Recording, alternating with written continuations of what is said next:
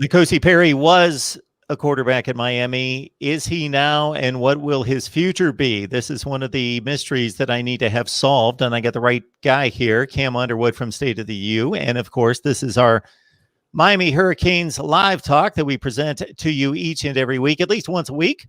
Cam, how you doing tonight? Good. Back in my stand with the U orange t-shirt tonight to talk to you guys. And, just hanging out, I guess.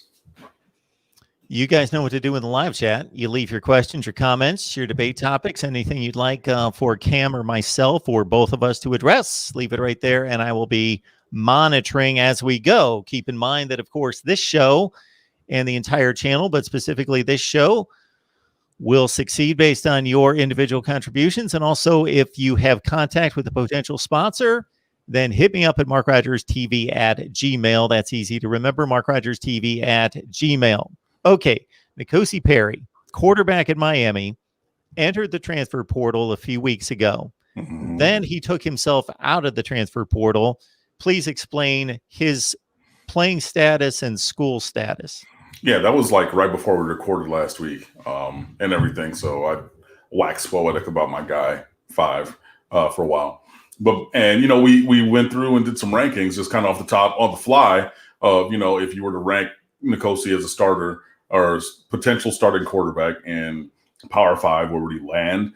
I said, top 35, 30-ish, give or take. I guess that's what he's going to have to try to do elsewhere. So the plan, I guess, has been reported by, well, I don't guess. The plan has been reported by multiple journalists. Barry Jackson of the Miami Herald, Tim Reynolds of the Associated Press, Susan Miller-Degman of the Miami Herald, and others. So I just gave you 3 names of 3 credentialed journalists who you should be reading and following, by the way. But those individuals, in addition to others, have reported that N'Kosi Perry is coming back to Miami to graduate this semester and then look to grad transfer elsewhere at a place where he can continue as a starter or compete for or get the starting job elsewhere and then play in the 2021 season. So, if he were coming back, like obviously you can look at last week's episode, and I stand by everything that I said about him, obviously raising the floor, excuse my phone as it goes off.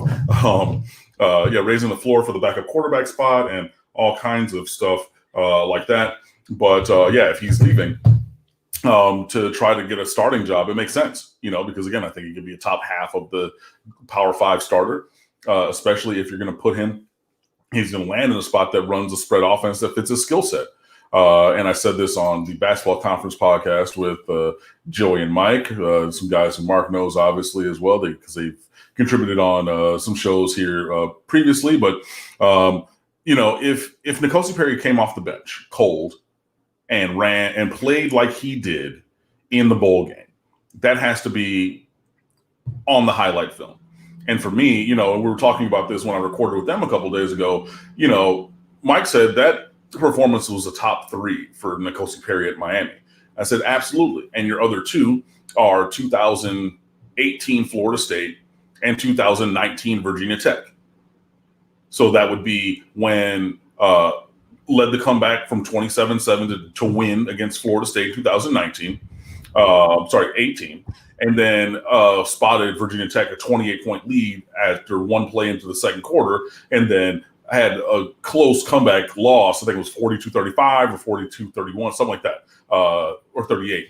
But balled out in that game, had over 300 yards and everything, and then this bowl game. But look, if you're coming off the bench and you play this well as he did in the bowl game, and again, his numbers could have been even better had there not been some of these rampant drops that we talked about from wide open receivers. His crooked numbers, he could have had another touchdown and another 160-ish received or passing yards, But if I'm N'Kosi Perry, I'm going and I'm saying, look, this is what I did in a spread offense that was not built for me and not built to highlight what I do best 100%. It was built for D'Eriq King. D'Eriq King unfortunately gets injured. I came in and balled out. Now, I'm still 6'4". I can still run and shake guys out of their shoes. No, I'm not D'Eriq King running, but I can still move. And I got this cannon for a right arm. You saw what I did at Miami, filling in for somebody in somebody else's shoes in their spot. Think what I can do at your university in your offense tailored to what I do best. And you have these 3 games to show and prove the top end potential that he can have. 18 Florida State, 19 Virginia Tech, and 20 bowl game against Oklahoma State. Those are 3 big time games against 3 big time teams. And that would have to be, if I were creating the media package, if I were out here advertising and marketing for N'Kosi Perry to the portal, those are going to be there. This bowl game performance is going to be right at the top and say, again, I showed you what I can do. I can do that and more for you at this school if you buy into me, if you buy into what I can do and my skill set and tailor this offense towards what I do well, because you've already seen me do well in something that wasn't even 100% class or, created for me. So I think that potentially is out there. And I stand by the ranking I said last week, again, the top 25 or between 35 and 25 as a starting quarterback in the Power 5. I believe he has that kind of talent, whether it's here or anywhere. But unfortunately, it looks like it's going to be somewhere else. And I hope he lands somewhere and balls out, honestly. Because like I said, no matter if it's in orange and green or some other colors, N'Kosi Perry's my guy, and I'm going to root for him all the time. Yeah, I am definitely right there with you on your evaluation of setting up N'Kosi against the rest of the ACC when we made that little project out of rating him against the starters in the ACC and against the rest of the Power 5. I also wonder what might have been had, and this might have something to do with N'Kosi Perry's approach or lack thereof to the game or the commitment to practice or whatever knocks against him there have been. I don't know. I've heard things, but we'll go with just what he showed on the field and the talent there. Had he been able to, at the point in which we already knew who Malik Rozier was and was not, we were about halfway through the 2018 season. And at that point, despite the lack of experience against a senior quarterback, N'Kosi Perry was so much more talented, and that had been displayed. And so in my estimation, at that point, the team was roughly 500, something in that range, about halfway through the season. There was a game against Virginia in which they got yanked back and forth, and he got yanked out of the game and back and forth. That was the time for N'Kosi Perry, considering his status in school versus Rozier's and what the approach I thought should have been to look toward the future. He should have just been the starting quarterback for the rest of the season. That's all. I agree. No, I agree. And he should not have been pulled from the Virginia game. Mark Richt said that he did that wrong, first of all. And Perry got pulled after an interception. And I think he threw 2 or 3. But the last one, the wide receiver openly ran the wrong route. Like the receiver, and then said it. He's going over there, and you could see him. I remember like it was yesterday, and for a number of reasons. But he went to the sideline. The receiver went to the sideline, and the coaches are dressing him down because Perry made the right read and threw to where the side adjustment and the route should have been, and the receiver didn't go there. And obviously, then the defender, the safety is just there over the top, like, cool, bro, thanks. Like, it's almost like a fair catch on a punt.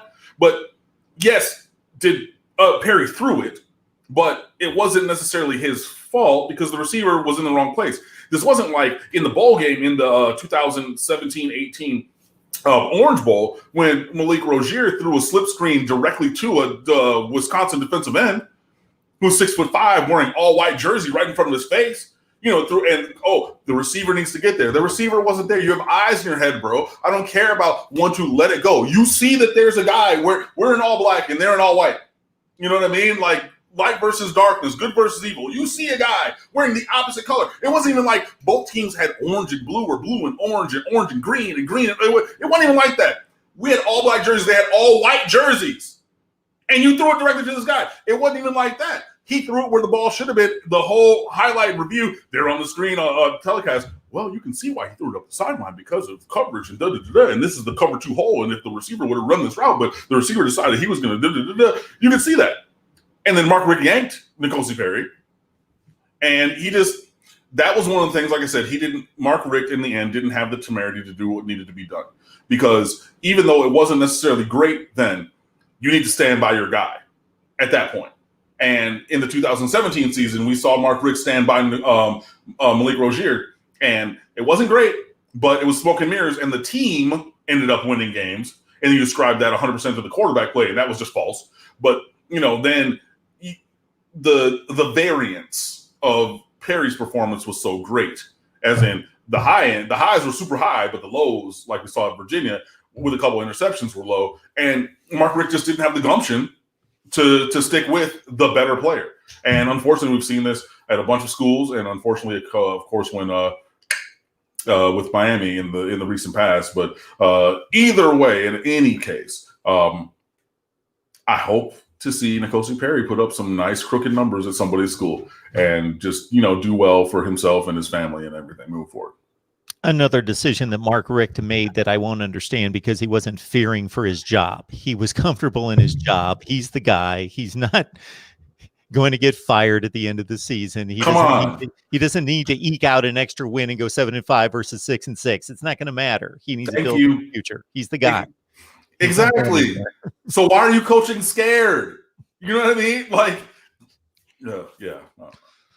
All right. Shane has come with a ton of questions and was, as was answered, Shane, to you. I don't know why your comments are disappearing for you, but everybody else can see them. So Shane, number one, is asking about any possible coaching additions. That would only happen if somebody left. Or it would be an analyst kind of a thing. So I know people were talking about adding another coach because Telly Lockett, who's a high school legend, coach down here, also coached at a couple other colleges and was an analyst here last year. He's now going to be back on field at FAU or Marshall, sorry. Yeah, with Charles Huff, the coordinator from Alabama, who's now the first-time head coach at Marshall. Telly Lockett's going to go coach up there, so he's on field. So people were thinking, we can add somebody to the staff. Telly Lockett did not have an on-field coaching role here. So you have another room for more analysts or off-field quality control, whatever you want to call it, or whatever his official position was this past season. But no, so we don't have room right now for another on-field coach. The only way that we could is if somebody decided to seek employment elsewhere. Now, that's been rumored from a couple message boards, most notably LSU message board, that they're looking at Blake Baker to go over there to LSU as their linebackers coach. I don't know how real that is. I do know that that individual covering that team does have some sources and has been right about things in the past. So I don't think that he just made it. It was one of the writers for the 247 site who posted that, not just some general slappy in the comments and everything, because anybody can just go on there. But it was one of the actual journalists. So I'm not going to say that he's wrong, but I'm not sure how right that speculation currently is. But unless or until someone were to, from the staff of the 10 assistant coaches, seek shelter elsewhere and find a job elsewhere, we don't have any room for any additional on-field assistants because we currently have 10. The thing about it is, if there's money around, we could possibly bring in somebody as an off-field analyst, which, famously Alabama has fired head coaches and coordinators and put them in analyst roles. Mike Loxley was an analyst for a year before going on field as offensive coordinator before getting the Maryland job. I mean, you have big names in the coaching industry who are like, you know what? I'm going to go to Nick Saban's school for wayward coaches for a year, recreate my image off field, maybe go on field there, and then elevate or recreate my career. I don't know if we have that kind of money, but that would be the way currently that Miami would have to add additional bodies or people to the staff, would be analyst off-field roles.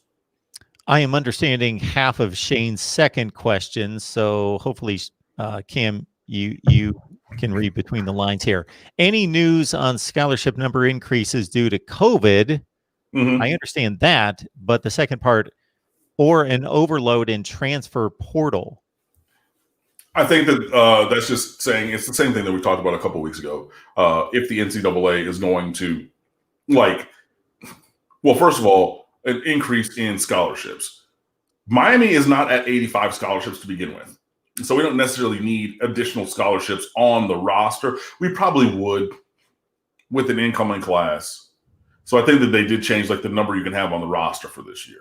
But the thing about it is it's the incoming counters where they put a hard cap on 25 regardless of if it was a transfer or incoming recruit. They said this year you can only add 25 people to your roster, period. Now, if the second part, I believe, you're saying, okay, if we're going to count transfers differently and say, okay, you can have 21 high school kids or up to 25 high school kids, recruits, prep school or prep to college recruits, and then a specific number of transfers as a different bucket. Then you could say, okay, Miami's only signed 21 from high school. We've signed 4 this year. If you count Jared Williams, the right tackle, counted forward to this current year, 21, because he was a late summer addition. So he wasn't a 19 scholarship. He was a 20 scholarship. And then you got 3 transfers in Charleston Rambo, DeAndre Johnson, and Tyreek Stevenson. Then you can say, okay, cool. If you get 10 transfers or whatever, I've only used 3 of my 10 transfers. Now you basically have 7 additional scholarship slots. So if you were trying to go out and get some guys like the Pala Gato, whatever his name is, I butchered that a lot, but the linebacker from USC. If you're looking at a defensive back from somewhere else, if you're looking for other guys to add in from the transfer way, then you can say, okay, well, if we just change it and say you can get 10 transfers and those don't count towards your 25 high school incoming counters, then that, would open up additional numbers basically for Miami. But at current, we're full. We've signed 21 high school kids, 3 transfers, that's 24, plus counting Jared Williams forward from last summer to make 25. That's our 25 incoming counters for this year, boomed up. So unless or until, again, you change and say you can bring in more scholarship players overall, so you raise that 25 cap, or you alleviate that 25 cap, and or you're saying, okay, we're going to just give you a separate quantity of transfer numbers that would be the transfer number, not the overall 25 hard cap number. There's no room for Miami to add other people until August, when they would have to count for the 2021 class. So I'm going to summarize that from my own understanding. Basically, there are scholarship limitations, but this particular year, there's a 6 year of eligibility that is being given as an opportunity for anyone, seniors this year, for anyone. Mm-hmm. Therefore, there has to be a number of scholarships and roster spots that are opened up for each particular program mm-hmm. to accompany those, to accommodate those. Mm-hmm. Okay. In terms of the transfer portal, there is a limitation being placed on the number of transfers on any particular roster. No. Transfers count same as recruits. So you can add 25 people regardless of how you add them. So you could have 85 transfers on your roster, and they could all be scholarship players, and you could have, if it were possible. If it were possible, technically. There's no limitation on transfers. No. Okay. Mm-mm. All right. But the big thing is, again, this year, with the hard cap of 25, you can't play the numbers games. Like, again, we counted Jared Williams forward from last year to 21. There is none of that. This is it. In this year, 2021's class, you can add 25 players, hard cap, period. And that's where you start to have numbers kind of shrink, because you can't play these numbers games with guys who are on campus now. So Tyreek Stevenson, per se, you would say, hey, I want to count him forward to 22. That gives me another scholarship right now. I can recruit another transfer. I can recruit another high school kid. I can do anything. Nope. Boom. He's one of those 25. Because of what you're stating, I would think that the only thing that would be affecting these numbers, looking over the entirety of college football, the only thing is this extra year of eligibility, because obviously the transfer portal, some schools are going to have more additions than subtractions, and other schools are going to have more subtractions than additions, but it's all comes out in the wash, because it's the same pool of players that are going back and forth to different schools. So it's not like somebody had to say, we need to address the transfer portal situation and change the number of players allowed on a roster or number of scholarships. Okay. Correct. Right. Okay. All right. Shane is also asking about Jason Marshall as a possible flip. Jason Marshall is signed with Florida. We signed. Okay. And is on campus. Okay. I thought. So unless he does an Isaiah Walker, where he gets there and then realizes that Gainesville is a horrible, terrible, no good, very bad place and wants to leave, I don't see that happening. New King God would like you to set up the 21 offensive line. Zion Nelson at left tackle. He did very well in the second half of the season. I saw there was like an early mock draft for 22 that had him as a first-round draft pick, and I'm like, pump the brakes. Don't even pump the brakes. Stop on them. Like, he was a 2-star, right? He was the 2-star kid who was committed to App State, and that kid. They re-ranked him, obviously, after Miami went after him. But, I mean, he was 6'5", 240 as a left tackle coming out of high school and everything. So, yeah, he was the 2-star kid. But, I mean, he has played well and developed. So, I mean, maybe not into All-American, first-team All-American status, but, you know, he's gotten better. I think that you have to have a spot for Navon Donaldson on that line, DJ Scaife on that line. Corey Gaynor is back. And then probably – I don't know, you know, maybe a John Campbell at right tackle. Maybe Jared Williams is back for the 6th year. You know, so you have some options, first of all. But, yeah, I think you're really going to start to see hopefully some movement forward because you have some guys who are older. And, again, you know, when we talk about the better offensive lines around, there are the rare players around college football who are going to step in day one and dominate on the offensive line. Most of these guys are going to be 30-year sophomores or up who are in there playing major rotation snaps at high-level football. And Miami's finally in a place where everybody's going to be a 30-year player or older in probably the top 6 or 7 on offensive line. So it stands to reason, and I hope that they finally start to just develop that grown man strength and cohesiveness of being here, having good coaching, and continuing to develop. So, yeah, I mean, I think there's probably 6 or 7 guys who could be in the conversation to start. And if one of the young guys wants to come along and try to steal some snaps, then, hey, go with it. But, yeah, I would say at tackle, you got to go Nelson and Williams off bat. I would say Nelson, Williams, Gaynor, Scaife, Donaldson off the top of my head would be my 5. But they got to all show and prove to hold those spots. Ronan, thank you so much for the Super Chat contribution. So, Cam, we just finished a Florida State show. We had one Super Chat contribution. That came from Ronan. Nice. Ronan, the Miami fan, coming in the FSU, and always says the same thing. I don't support Florida State, but I support Mark. Go Canes, and then writes the rest of his message. So thank you, Ronan. Best time of the week. Cam, do you have any opinions? So I'm going to read the Super Chat here, even though Cam's already addressed the situation about Blake Baker possibly going to LSU and the rumors that are out there that have been circulating since last night. Ronan, we appreciate it once again. Great work, guys. Go Canes. Then we got Michael Hogue here's got an interesting question, which isn't quite as difficult as when Michael called me the other night and asked me to analyze the Marshall defense. That was a bit rough for me. Yeah, that's tough. I couldn't say that I watched their bowl game, but wasn't exactly keying on their defensive scheme. So Michael asking here for us to rate our top 5 Miami quarterbacks of all time, and I'm going to let, of course, the guests go first. That'll give me more time to think it over.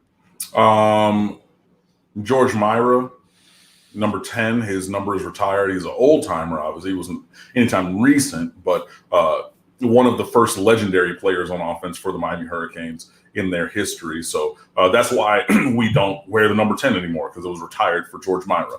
So he's number 1. Number 2, Vinnie Testaverdi was a Heisman Trophy winner, played for 57 years in the NFL, and his number 14.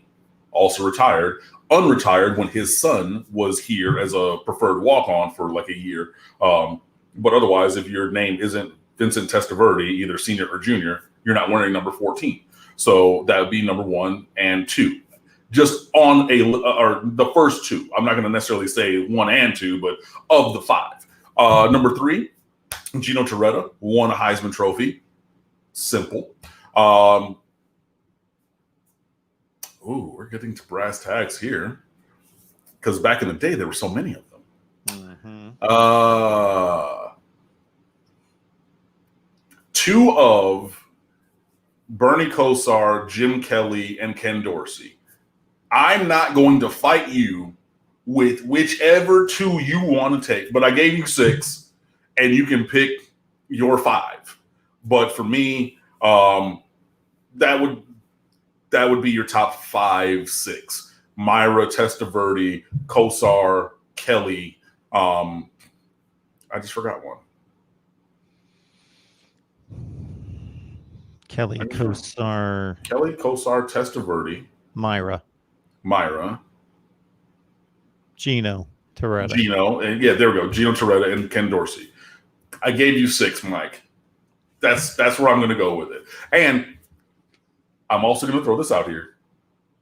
The all-time leading passer is named Brad Kaya, and he's not on that list. Just going to put that out there. And I don't think that he deserves to be on that list. He's outside the top 6 for me. And you have some other guy. Craig Erickson was really good in college. Obviously maybe not to this level, but Brock Berlin was really good in college. Steve Walsh was really good in college. Derek King has only been here for a season, but he's really good. So like this is why, and of course, like we've kind of let that moniker go because this is maybe from a time gone by, but this is why Miami was called Quarterback U for a time. Because we had all these guys who came through and were elite level players. And then, Jim Kelly's an NFL Hall of Famer. George Myra also. Like these guys who George Myra might not be an NFL Hall of Famer. But, these guys who were known from college through the pros for being elite level players. We haven't had this success at this position as much. But, I would say that those would be my top 5.5, 6 with some honorable mentions to those other ones that I named. That's me. Myra, I just know the name. I cannot go back and think about what he accomplished, what the statistics were, which would have to be evaluated within that time frame of that era, so forth. So I'm just going to leave him off my list because I can't even evaluate him. I only know the name.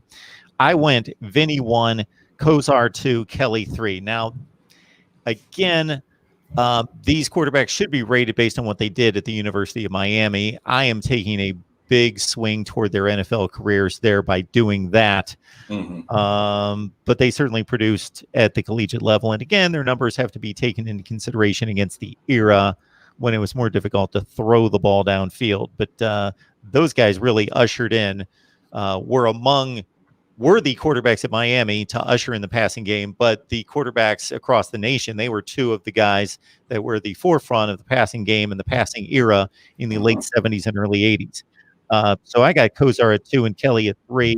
I got Gino at 4 and Walsh at 5. I threw down Dorsey, Erickson, and Derek King as rounding out my top 8. There you go. Fun question there, Michael. Appreciate the all-time questions.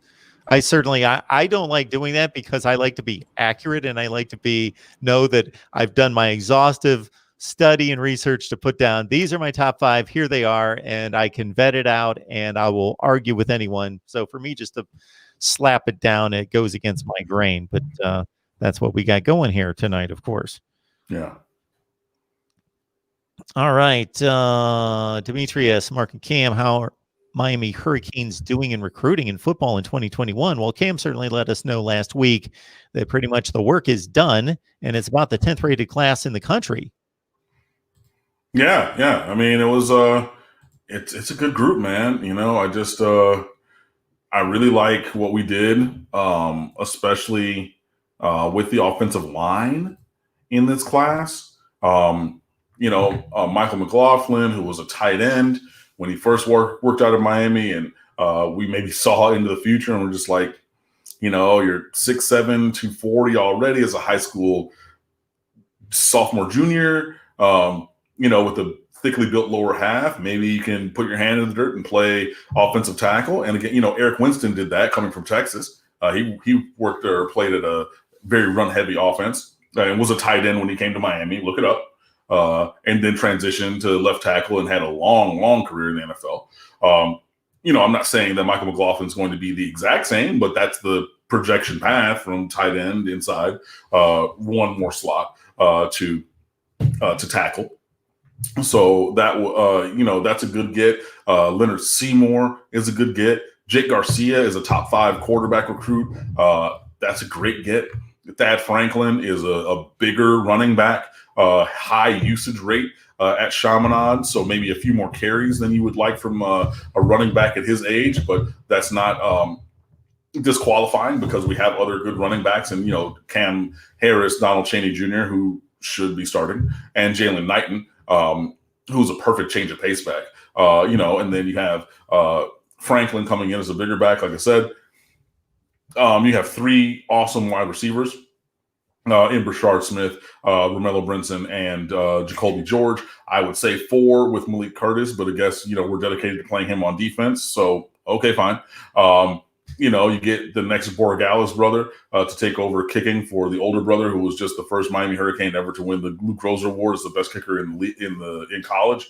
So, and then you have some other guys with depth and talent at a few other positions where, they might not be day one contributors, but they could grow into some bigger roles. And then you also have, and I've talked about this recruiting class for a minute and a half here, and I didn't even mention 2 5-stars, James Williams and Leonard Taylor, who are the crown jewels of this class, the kind of guys who Miami has not gotten recently to sign from the local area to come to Miami. 6'5", 225-pound safety who's a freak, and then a big defensive tackle, the number 1 defensive tackle in the country, and Williams being the number 1 safety in the country. Also with Cam Kinchins from Northwestern, who's like the number 5 safety in the country. You have an elite pass-catching tight end in Elijah Arroyo. Also, this class is good, man. This is what, again, I know I wrote it a couple of years ago now, but you need to go to stateoftheu.com. It's still on the front page and read the recruiting rules. And it is one of the rules where you need to stack elite classes, and based upon 2018, 2019, 18, 19, and 20, and then this 21 class again. It's just elite on top of elite on top of elite, and then you get 2 5-stars in there as well. Look, man, this is a good class, and with the 21 that are signed and the transfers and forward counters and everything, there's no more room, and the work has been done, but it was damn good work. Let me tell you that. Absolutely, absolutely. You're going to have to interpret this one for me if that's possible. So, Island Boy 242, ER20 recently tweeted, college or NFL, come get him for DC or HC. Thoughts? Are we going to not use him and then lose him? Ed Reed is the chief of staff. Ed Reed. Okay. Ed Reed. All right. Yes. Come on, man. E-Reed 20. All right. I am doing a Miami show. That's right. Okay. Exactly. Ed Reed. Got it. But he is the chief of staff. He's filling that role, which is an off-field role. But he's there for games and things. You see him on the sideline. You can't miss him because he's Ed Reed. You know what Ed Reed looks like. You know what I mean? He's just not on-field coaching. He's not the safeties coach. So I'm not going to say that we're not using him, but I mean, Ed Reed was a defensive assistant with the Buffalo Bills previously. He is holding this role as chief of staff. If he really wanted to be an on-field coach, then Manny, we need to have a talk, But Ed Reed himself said when he interviewed, when he took the job as chief of staff last year, he has a high school aged son who lives in the Atlanta area. So he's up there most of the week, being with his family, and will, still telecommute. So he'll still be, he'll call into meetings. Obviously, everybody's distancing now. So, he was ahead of the game with videos and Skyping and all those kind of things, but being there when he needs to be there. So this was a role that we kind of tailored to fit him and where he was and what he wanted to do. But if Ed Reed seriously, honestly, and truly wants to be an on-field coach, and again, has already had coaching experience in the NFL. He was not the defensive backs coach. He was a defensive assistant. But then again, we're also talking about Ed Reed, guys. So we're not talking about a guy who had, 2 tackles in 1 season in 3 games or something. Like, this is Ed Reed we're talking about, who knows the game so well. Well, played it to an elite level, NFL Hall of Famer, assistant coach already, or a defensive assistant in the league, And again, everybody knows the story. He decided to play a specific coverage wrong for 2 seasons, to put it on film for one play, eventually against Peyton Manning, where he's going to give him that look. And I've been intentionally playing this coverage wrong and doing this other tendency because I know Peyton's going to see that. And then he's going to try to go up the sideline and I'm going to fake like that, turn and go where I need to be. Not this year, but next year when we played them, and I'm going to get the interception, and did it. This is the kind of football brain this guy has. Demonstrated. Go look at his NFL films. It's a wonderful thing. Everybody talking about, oh my God, and he came from, he said, no, I did that on purpose. I intentionally baited him for 2 seasons on film. Bro, come on. If he wants to be an on-field coach, make it work. I don't care what you got to do. I don't care who needs to go, make it work. If he's being for real. That example reminds me of 2 NFL films gems, one in which it dovetails right into this, where Brady and Belichick are in Belichick's office talking about the upcoming, I believe it was a playoff game against the Ravens, just talking about how Ed Reed was the smartest football player they ever had to go up against. And just talking about, how phenomenal he was in disguising looks and doing just exactly what you're talking about there. The other one is one of those NFL greatest games, NFL films productions that they put together that are phenomenal. And it was the Cowboys-Steelers 79 Super Bowl where Charlie Waters and Cliff Harris were talking about how Terry Bradshaw was so dumb that they baited him into a play that they thought he would make the decision, but he was too dumb to see what he was supposed to see. So they got burned because he wasn't one of those deals. I love it. The Rod Farva. So Cam has covered much of this ground in reviewing the 2021 class, but anybody else out there that you want to highlight that's going to be big as a freshman this year? Number 1 is going to be Andres Boragawas. He's going to be the starting kicker. He takes over for his brother, like I said, who just won the Groza Award as the best kicker in the country. He's hit from 55 and 60 in games and in practices and at camps. This is a kid with a huge leg. He's a small kid, though. He's like 5'8", 140 pounds, but he has a cannon for a leg. And he's going to step into the starting kicking role. So obviously he's going to have impact and importance. So that's number 1. Outside of him, I would say one of the wide receivers, Brinson, George, or Smith, because we still just have snaps to be had at wide receiver. So I think that one of those guys has the potential to step up. Elijah Arroyo at tight end, I think that he's going to leapfrog everybody at that position on the roster not named Will Mallory. I think he's going to be your tight end number 2 this season.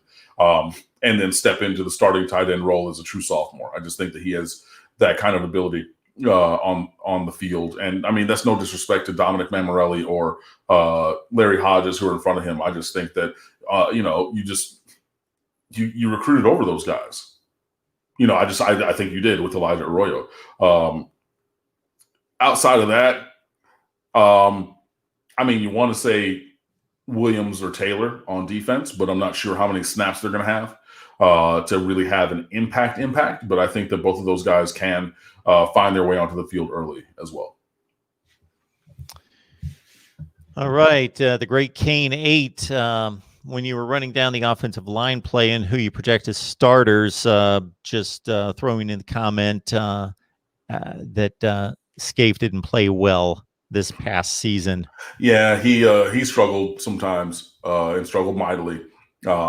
And again, I don't know if I made this point clearly the first time, so I've actually been thinking about this before. I played a drinking game at a time with a friend of mine, and you picked an offensive lineman, and you're watching a game. So you picked an offensive lineman from either team. And so if they said their name or their number, then you had to drink. And so you didn't want to pick somebody like, the best in the world. You didn't want to pick Penei Sewell if you're watching Oregon, because you say his name a lot, you're going to call out number 58. And you didn't want to pick the worst guy in the world because they're going to get beat like a drum. So you tried to find a guy who just kind of got by or whatever. I don't know. Well, I know for a fact that there were a few games that if you would pick DeLon Scaife, DJ Scaife as your guy trying to get by without being seen, good or bad, you might have had a few million adult beverages. You know what I mean? But hopefully he's able to right that ship and at least be if he could be a guy that you would pick for this drinking game, you know, where he's not necessarily the greatest, where we're going to call his name or number all the time because he did amazing, but he's not the worst, where he has penalties or, you know, gets beat or things like that, but was just kind of like middle of the road, you know, your league average player just getting by. That I think still would be a development, a positive future development for DJ Scaife. But there were some times, yeah, he really struggled. But I also think that he'll be better served staying inside at guard because DJ Scaife's not a tackle. Sorry. Talking Miami football each and every week with Cam Underwood, State of the U. This is just as good as it gets. That's all there is to it. So I hope you guys appreciate it. And I know many of you do. Keep in mind the various contributions that you can make here. Of course, hit the like button. That goes without saying, or it should. Smash the like button. Of course, subscribe here at Mark Rogers TV, the voice of college football. If you enjoy the discussion, the debate, and analysis, that is our aim, mission, and goal every day. But specifically here with Cam each week, the insight, the information, the knowledge, the stories, all of it is first rate. So we hope that you appreciate it. We will continue to thrive here based on your individual contributions. And again, we should have a sponsor. That's my job to go get, but you can certainly help me if you've got any ideas or contacts. MarkRogersTV at Gmail. Hit us up there. All right. Spring practice. Do we know when it starts? I don't. I haven't looked. I did see that the pro day, because there is no NFL combine this year, so pro days are going to be have the utmost importance because that's going to be where guys have an opportunity to show off their skills. Miami's pro day is on March the 29th. And as of the early ones that have been set already, Miami's the only one on that day. So Boston College, BYU, Michigan, and Virginia Tech are all on the 26th of March. Louisville is the day after, Miami on the 30th. Florida, nobody cares about them though, on the 31st. Florida State is a week ahead on the March 22nd. And like I said, Miami on March the 29th. So that will be a great time for everybody to Palomalu was better than Reed. Get out of my face. Absolutely not. Get out of here. No. Okay. No. Did they actually say that? Oh, Luke Walker's saying that. Luke Walker said that. Yeah, no. Okay, I was reading in order, and I thought he was saying that in response to Dan Morgan. Obviously, they play different positions. Oh, okay. I was going to say, like, that, sure, but no. Maybe. No. And Palomalu was damn good. Sure. So don't make the mistake of me saying that Ed Reed was better for saying that Palomalu was trash. I did not say that. That is verifiably false. However, it's also verifiably false that anyone saying that Palomalu was better than Ed Reed. No, sorry. No, buddy.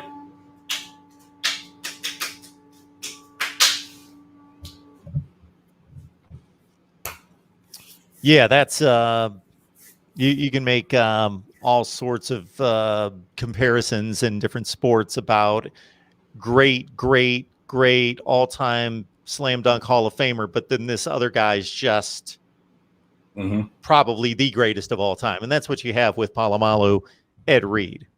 That's just what you've got. You've probably got a top 10 safety of all time, and then you've got arguably the greatest safety of all time. Exactly. Like, there's levels to this. And though Palomalu is at an extremely elite level, there's a rarefied air, which is where Ed Reed and his career were. Absolutely.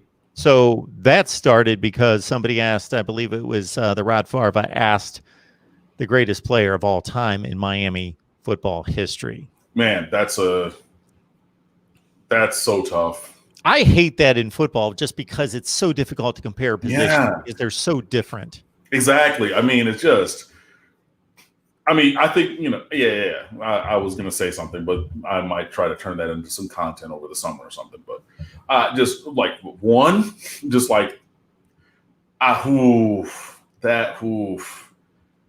I don't even know where to start, and especially like at a program like Miami.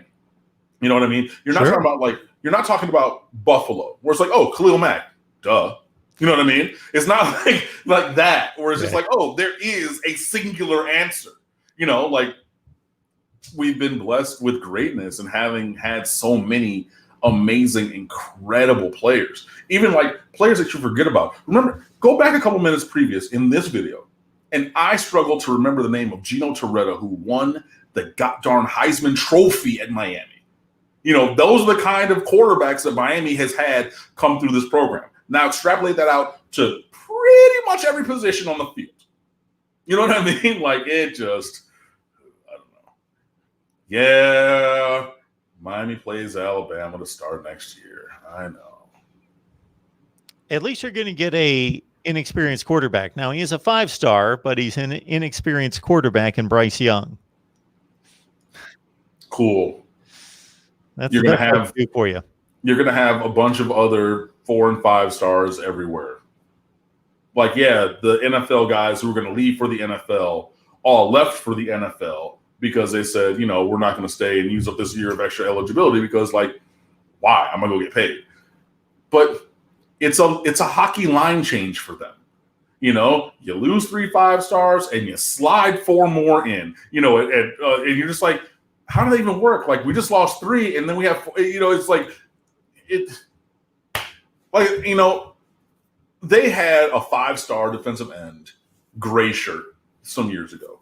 Jarez Parks from he's Florida somewhere. Pat Bethel's cousin, 5-star defensive end, 6'5", 240, wanted to sign with Alabama. And they said, hey, boss, how about you stay up there and work out with your uncle or whoever in a gym until January, and then come in January as a 5-star. And he was like, you know what? I'll do it. Because it's just different. You know? It just... And I mean, yeah, they got dudes. They're always going to have dudes. They're always going to have guys. And they're just a massive, massive, massive football team. Just, especially in the trenches. You know? So you might have different names in some spots, but they just got these big, athletic, fast, tough, physical guys. I mean, and it's going to be tough. You know, I don't think that we're going to win that game. I'm going to be perfectly honest with you guys. I'm going to hope that we do, but I mean, I think it's going to take a perfect performance. I mean, I would say that no, I'm going to leave that there because I already know what y'all would say if I kept going with where my brain went. It will take a near perfect performance for Miami to win that game on September the 4th in Atlanta. And hope that Alabama turns in a C or a D or whatever you want to. Well, I'm saying what part of Miami playing a perfect game also includes get 3 turnovers, you know, like that was like that's built into the whole shebang bang. This is how well Alabama plays against non-conference opponents, and I'm talking about quality non-conference opponents. So I'm starting a little project that's going to take me forever. And basically, I wanted to compare the conferences and how well they've played against the other Power 5 conferences in the last 10 years. So just again, think about that. And I'm not going to just throw out a record. I want to slice and dice the record to put it into context. So it's not just going to be Miami went 10-6 against the other 4 conferences this year over the last 10 years. It's going to be how they do against ranked opponents, how they do when they were the lower ranked team, the higher ranked team, how they do against the group of 5, the Power 5, on and on and on the road, at home, et cetera, to try to put this into context and even look at the point differential, because you can, I think in one particular game, the point differential may not mean a whole lot, but over that much time, 10 years, the point differential, it speaks volumes. So Alabama in the last 10 years in non-conference opponents, they are 14-4 against ranked opponents. And you know, because of the conference they play in and because of them going to college football playoffs, we're not talking about they're playing the 23rd ranked team in the country and then the 21st ranked. You know, this is packed with, they've lost 4 games in the last 10 years against non-conference ranked opponents. And you know, 3 of them won national championships: Clemson, Ohio State. So those are the only teams they're losing to.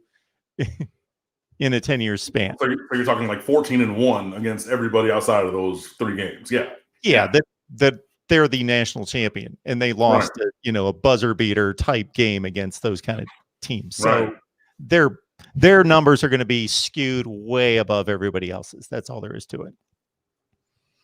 24-0 against non-ranked opponents. Okay. 18-4 against the Power 5. All right. Alabama, Miami. Yeah, that brings to remembrance before your time of course, 92-93 Sugar Bowl, which everybody thought, including myself, that Miami was the best team in the country, and Alabama just laid the defense on them that particular night. Speaking of Gino Torretta. And I watched that game. Like I said, I would always watch. Look, going back, you've watched the game. I watched the game as a 11-year-old or 12-year-old. All right. It was a nationally televised game. Yep. It's a major bowl game. So I would see Miami, Florida State, and probably the bowl game, and then Miami in the College World Series. That's what I knew of the University of Miami. Like I said, even when I went to apply as a senior in college or senior in high school, that's when I found out that Miami was a private school.